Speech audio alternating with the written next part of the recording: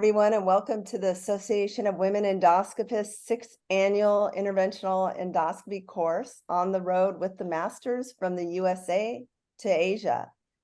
We are thrilled to have you on with us today for this engaging and informative question and answer session on the endoscopic guided interventions. Today, we are so privileged to have an esteemed panel of speakers from across the globe who have shared their expertise with us. I would love to have everyone introduce themselves before we launch into this question and answer session. From San Diego, we have myself, Mary Lee Krinsky. I'm a clinical professor at the University of California, San Diego. I've been an interventional endoscopist there for since over 20 years. We'll keep it at that. And for that, if Nanthali, you'd like to introduce yourself. Sure. Thank you so much, Mary. It's such a privilege for me to be here to join with you guys today. And my name is Nanthali. I'm from Thailand. I'm currently the president of the Thai Association for Gastrointestinal Endoscopy. I'm also the program director for WGO Endoscopy Training Center in Bangkok. I have been doing therapeutic endoscopy for almost, 20 years. Maybe a little bit less than what you have, Mary, but really is such a pleasure to be here today. Thank you. Thank you. I'd like to now introduce one of my co-founders from AWE, Phoenix Nguyen. Hello, everyone. I'm Phoenix, and I work in Hoag Hospital in Newport Beach, and I'm a therapeutic endoscopist. And thank you, everyone, for joining us today. Thank you. And my other co-founder from AWE and also another co-director is Sonia Riker. My name is Sonia Riker. I am a clinical professor at UCLA Digestive Diseases and director of endoscopy at Harbor UCLA. Very excited to learn from all of you. Okay. And Dr. Tyberg? Yes, hi everyone. Thank you so much for having me. I'm also honored to be here among this wonderful group. I am Amy Tyberg. I am an associate professor at Rutgers Robert Wood Johnson in New Jersey. I also serve as director of Therapeutic US and associate director of endoscopy. I'm thrilled to be here. Thank you so much. And Sharmila? Hi, everybody. Yeah, I'm Sharmila Sachithanandan from Kuala Lumpur, Malaysia, and I'm a gastroenterologist, and I've been doing endoscopy for almost 30 years. Main area of expertise is EUS. And on behalf of WIGNAP, Women in GI Network Asia Pacific, Nanthali and Payal and myself, we're all co-founders, and our 10th anniversary is next year. So we look forward to doing something with you all. And thank you so much for this invitation to collaborate with you guys, and lovely to meet everyone. Yeah. Thank you. But happy to have you here. Vanessa. Yeah, thank you so much. I am thrilled to join this group. It's nice to see so many accomplished women in this field. So my name is Vanessa Shammy. I'm a chief of interventional endoscopy and professor of medicine at the University of Virginia. And I've been doing interventional endoscopy about 20 years. I'm EUS focused. So it's really, really a pleasure to be here. Thank you. Great. So we're so grateful to have each one of you participating in this session, and thank you for sharing your invaluable expertise. We would like this to be an informal activity right now, so everyone that's on this panel, feel free to jump in with any of your pearls of wisdom or anything from the literature will be appreciative.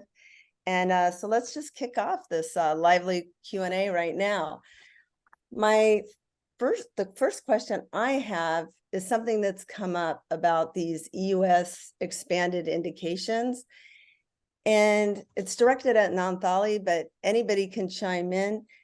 How do we start doing these techniques in my center? And I just want to preface that in my center, we have now 7 interventional endoscopists, and we're all starting to do this over the last, I don't know, 4 years. But unfortunately, there's so many different techniques. I think all of us have just done a handful. And I just wonder if you had any recommendations or thoughts on how someone starts who hasn't done it in a center like ours that is large, and you have a lot of therapeutic endoscopists that are chomping at the bit to do this.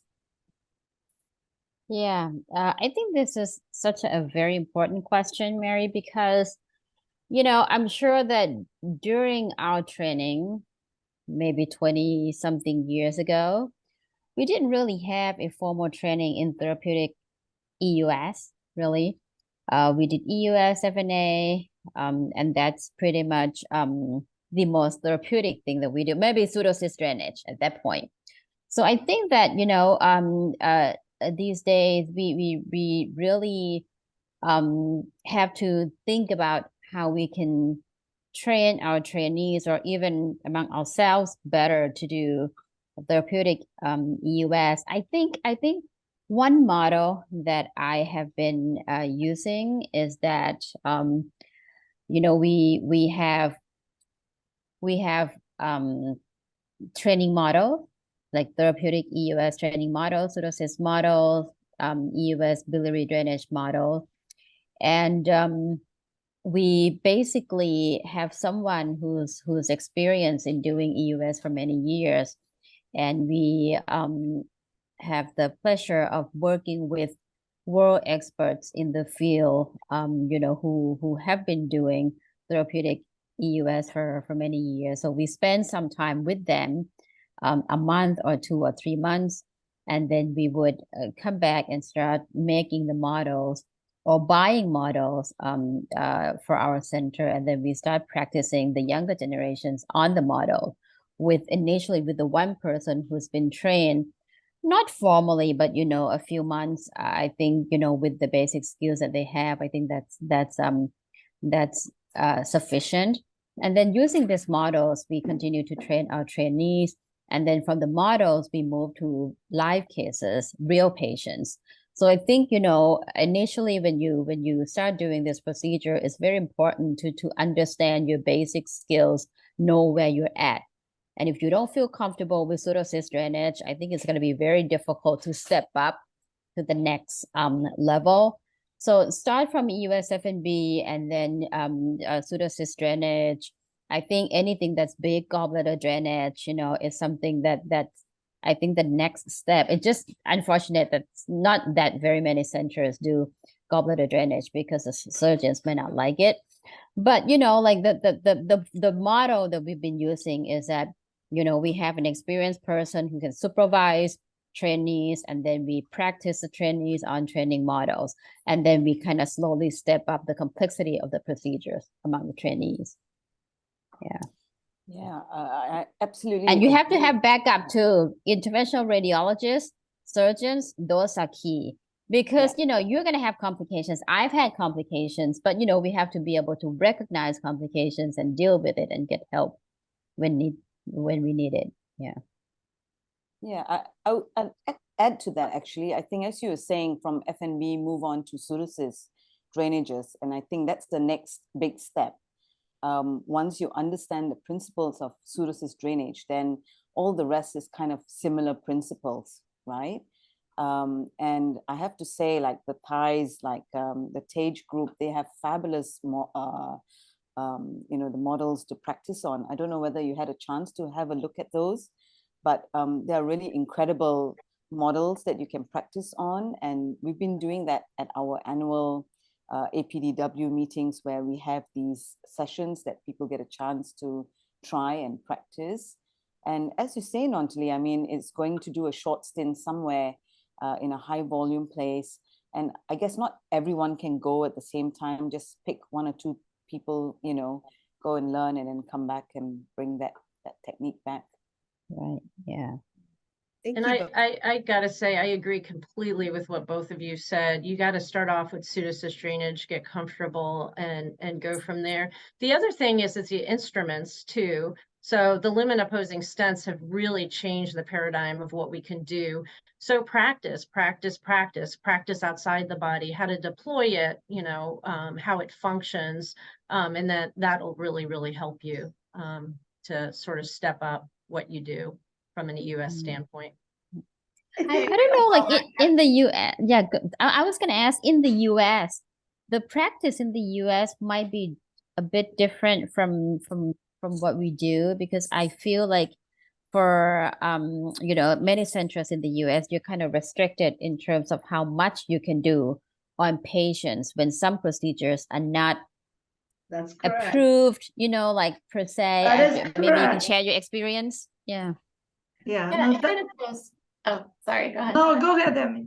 I was just going to say what I was going to add before and fits in very nicely to that comment is that I think the other more really important part of learning is to pick your cases, strategically. So if you're starting out with a procedure, you don't want to do a very, if you're doing your first gallbladder drainage, you want to pick a gallbladder that's going to be big, distended, look at the imaging, pick one that's going to be close to the GI lumen to start out with, and make sure you have a good window before you go for sort of a more, complicated gallbladder drainage down the road. So, I think similarly, building trust with your colleagues, with the surgeons, with the interventional radiologists, with anyone who's going to refer these patients, if you strategically choose your patients in the beginning and you show them that you have good outcomes and you're helping patients, you're going to get more and more of that volume over time, and you're going to, at the same time increase your own skills and be able to do increasingly difficult cases.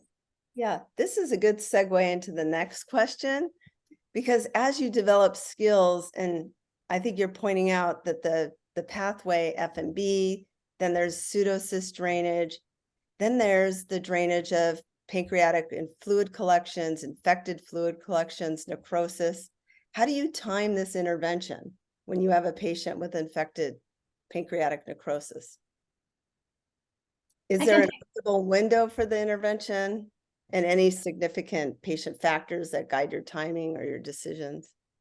Yeah, I think, you have to tailor your care to each individual patient and each patient's pathology. I say for pancreatic fluid collections, ideally, you really want to wait to drain the collection until the collection has matured. So you're looking really for a nice wall around the collection, both on imaging, or sometimes you can see on EUS, even if it doesn't look 100% organized on CAT scan. So ideally, you want to sort of support the patient until you get to the point where you have a nice wall and you can really drain the collection safely for fluid collections.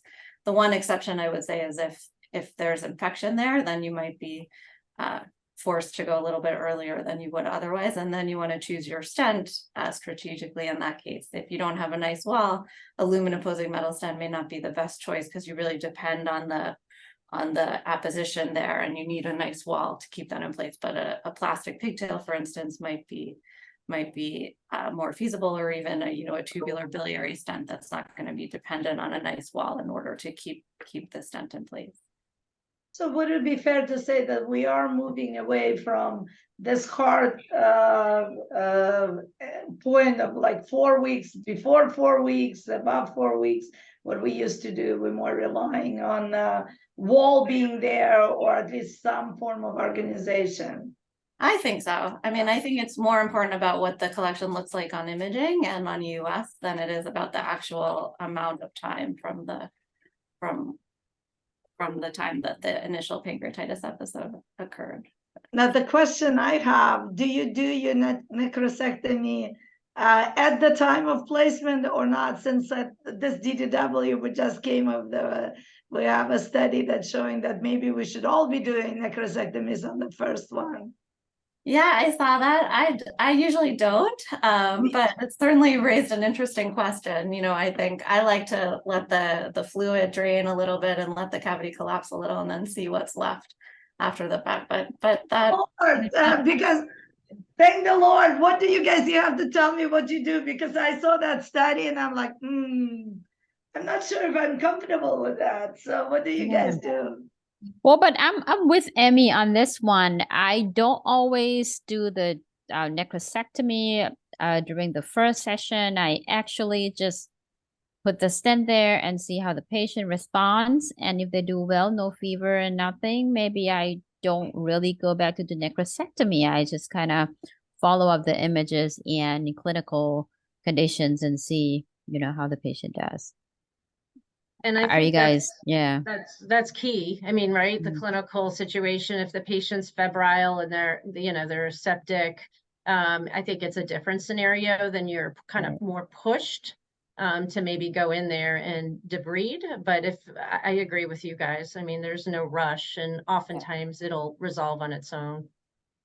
Right. Yep, totally agree. I think sometimes the radiological appearance is so tempting, but you don't actually have to do anything if the patient is quite well. Yeah.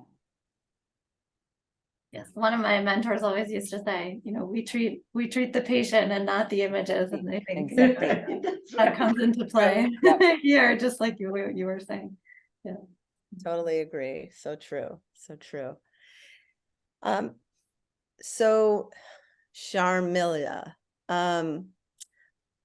transcolonic EUS, what do you think the future is for that? Are we really going to be going down that pathway? Or transrectal for that matter. Yeah, think. transcolonic, transrectal. Yeah. Yeah. So I think transrectal, I think most of us probably would have done something, perirectal nodes and pelvic collection. So the access is quite straightforward. The rectum is quite straight. But I think beyond the sigmoid colon, we're all afraid of perforations, and, it's not so easy to navigate across.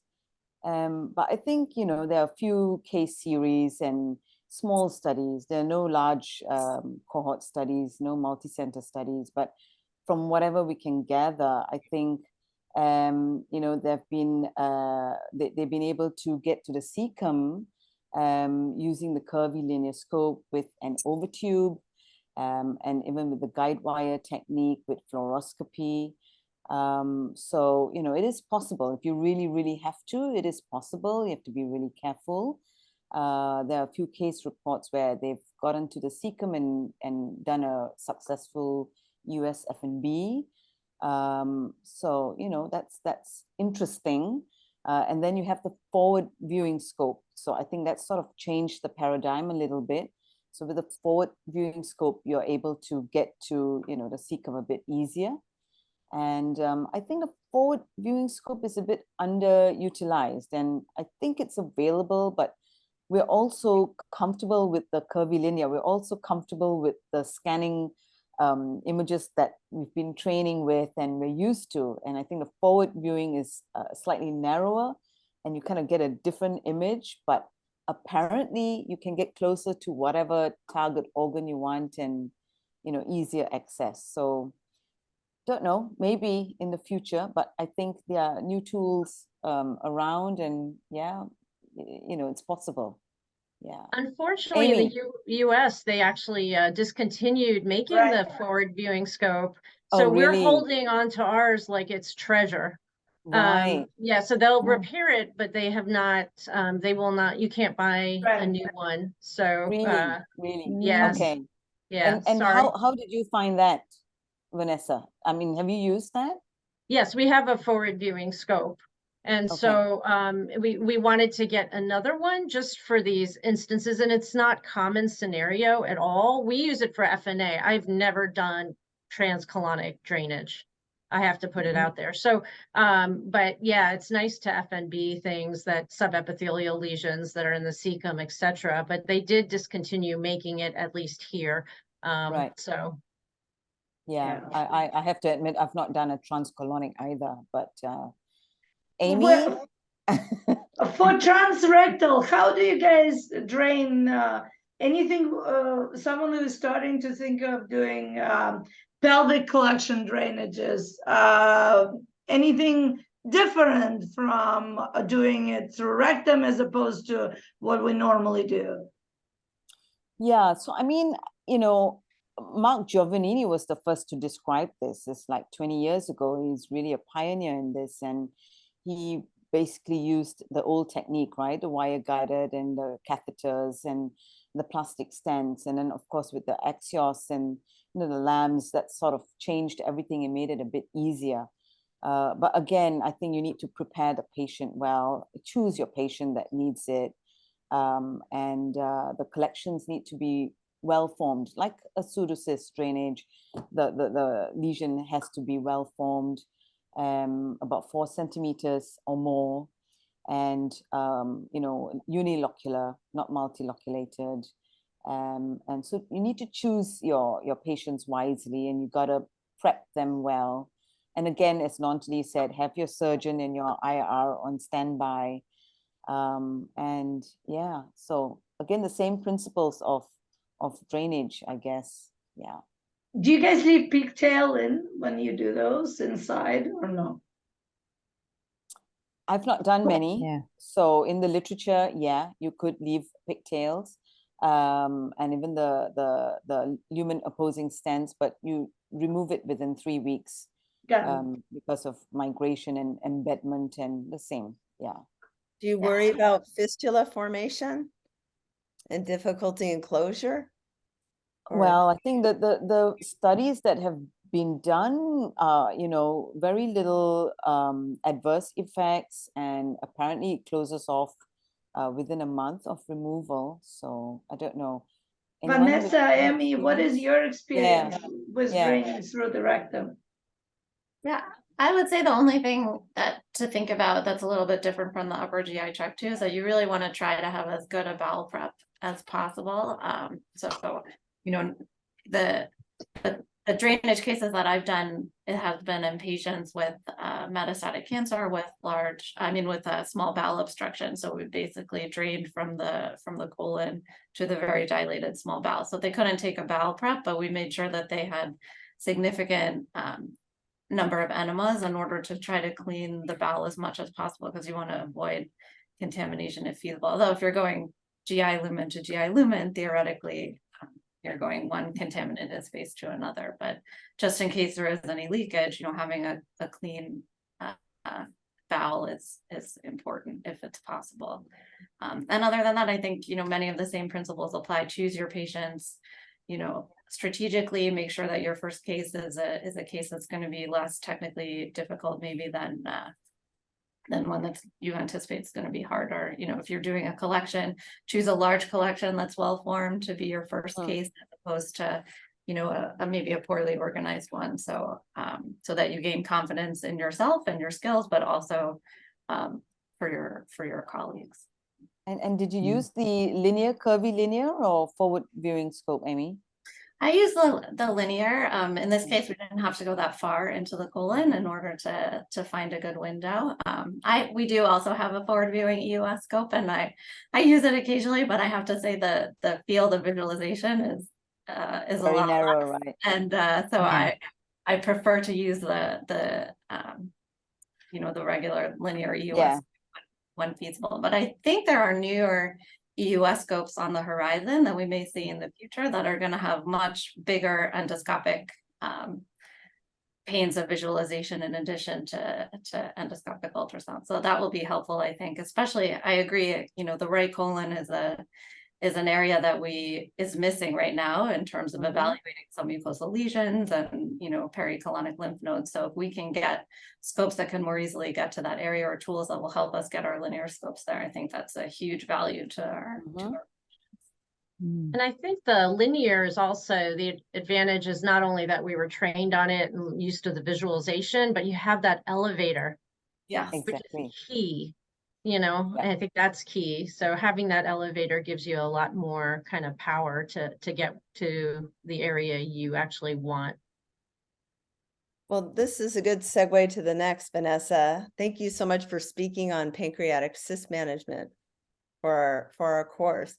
Which Absolutely. pancreatic cyst guidelines do you use and why? We're referred, I don't know, so many cysts every month. I mean, every week. I feel like every week I'm doing at least 2 or 3 on my interventional days. And it gets, a little bit challenging about the different guidelines that have come out. Absolutely. Follow. Yeah, it's tough. I mean, we always say we could just do cyst clinics all day long. You know, my preference is, if you look at the guidelines, really the consensus guidelines and the ACG guidelines are quite similar. And I think I pointed that out in the talk. And so what it relies on are high risk features. And if you don't have them, it goes into, based on size, intervals of surveillance. So those are the two guidelines that are the most similar. So I think using either one is fine. As long as you document that you're using a particular guideline. So say you're going to survey in 6 months, you say, I'm surveying in 6 months based on blank guideline. Now, this is not to say that the AGA guidelines are not okay. They're just very different conceptually. And they're different because you need 2 high-risk features in order to go on to EUS. Again, it's a guideline, so it's not, but 2 high-risk features. And also, if the cyst doesn't change after 5 years, you can actually discontinue surveillance, you know, altogether. So that's just a new concept for me. I think I would have gotten burned on a few cases if I had followed that after 5 years. So that's what concerns me.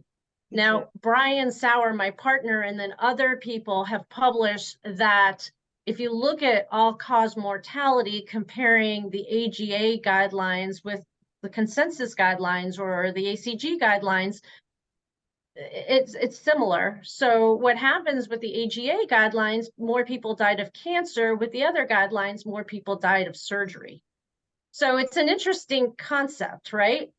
So, you know, everything has a risk and benefit, and it's kind of what you're comfortable with and documenting why you're doing what you're doing. I think we have a hard time letting go. We don't want to miss it, right? And there was a DDW just now, was a study, right? Yeah, I'm sure you've seen it, about stopping it after 5 years. Are you guys going to be stopping? I think I'm going to have a hard time letting go.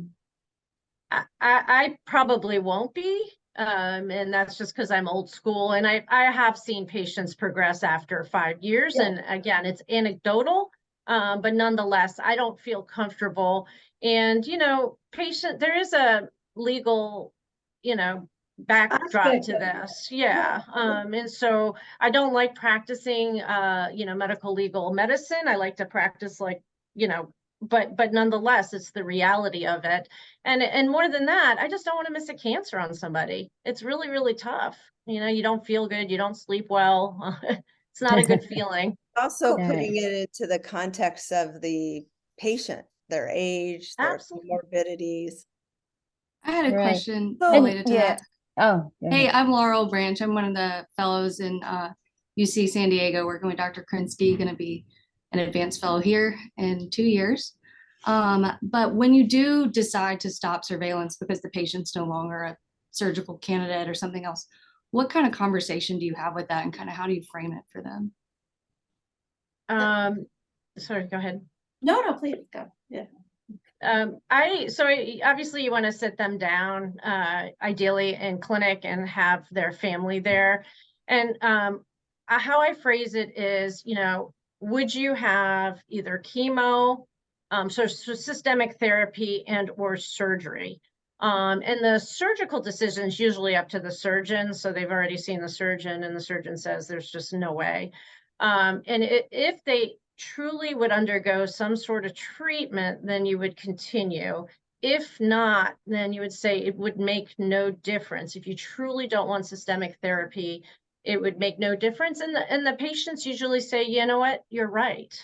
The caveat to that is, for institutions that do cyst ablation, you know, is that something else that you can offer? But that aside, I think having a really, really good conversation is really important. I was going to say You know- exactly the same Hmm. thing, just that they need to understand that, you know, we may be missing a cancer if we stop, and if, you know, if the patient is comfortable with that because they wouldn't take any intervention for that regardless, then I think it's reasonable to stop surveillance. Does Presumably, Does any, Sorry. oh, go ahead. I'm sorry. Sharm, go ahead.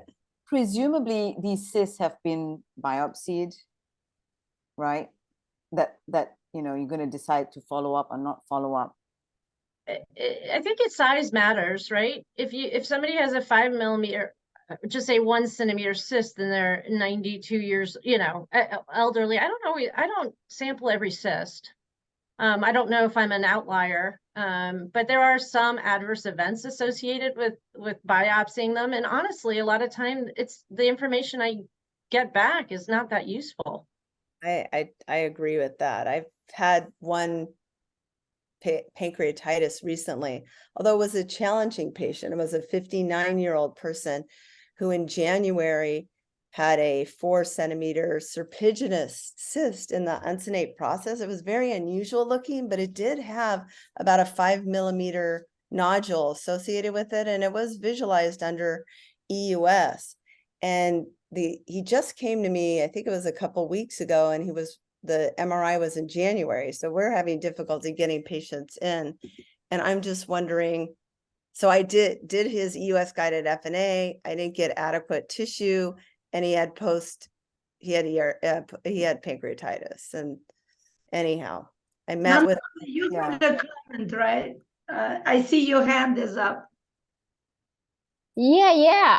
I was gonna go back to the guidelines on pancreatic cystic neoplasms. I think that one important thing, and we all should realize, is that these guidelines differ in the population they evaluate and make recommendations for, right? For example, the AGA, they only include asymptomatic cysts, but like the ESGE, they include all kind of cysts. The ACG exclude patients with family history of pancreatic cancer, but the Fukuoka guidelines only refer to the IPMN. So I think, like Vanessa was saying, it's not that one guideline is better than the other. I think everything is individualized. It really depends on what patient characteristic you are dealing with, right? If you're dealing with an old patient with a symptomatic cyst, that cyst has been there for several years, I think if you're going to stop when the patient is at the age of 75, 80, I don't think it's a big deal. At the same time, you're dealing with a patient with IPMN at the age of 55, you don't want to stop surveillance. I think everything is individualized, I think. Yeah. That's a great point. I know we're almost out of time, but I have a burning question. What do you see as the role of AI in pancreas EUS? And actually, Phoenix had a great poster, this DDW, looking at the role of AI on sample evaluation. So where is the AI going to be? What are we going to be using it as? Anybody? I kind of see it as a second set of eyes. I'm not sure it's gonna. I think initially it'll be second set of eyes. I hope I don't lose my job over AI. But I mean, if I could have a better system, just like polyps, right? If I can improve my EUS exam with AI, I will welcome it with open arms. I don't know if anybody else has any comments on it. I hope I'll be retired. I hope I'll be retired by then. That is a bad word. We don't You use know the why? word. Because the colonic polyps, the AI picking up the tiny one's gonna finish me. I almost don't want to see those. No way.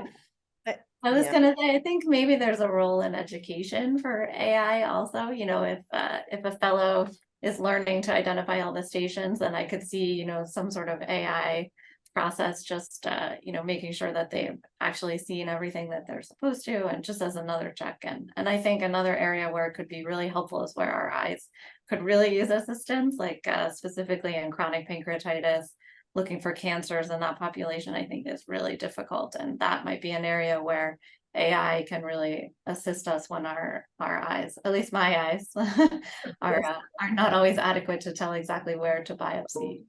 Yeah, I totally agree. I think right now with AI, we're just learning. We're very primitive in this field, and we're using it basically for helping us identify polyps. But I think the future will be for helping us decide how we remove the polyps and what our margins are, and if there's anything residual. And the same with pancreatic lesions, maybe helping us identify the optimal area to guide our FNA needle or FNB needle. I think we're just so primitive, but we have to start somewhere, right? So I just wanted to, I think we're at the end. I know a number of us have some more burning questions and a lot to add, but I want to respect your time.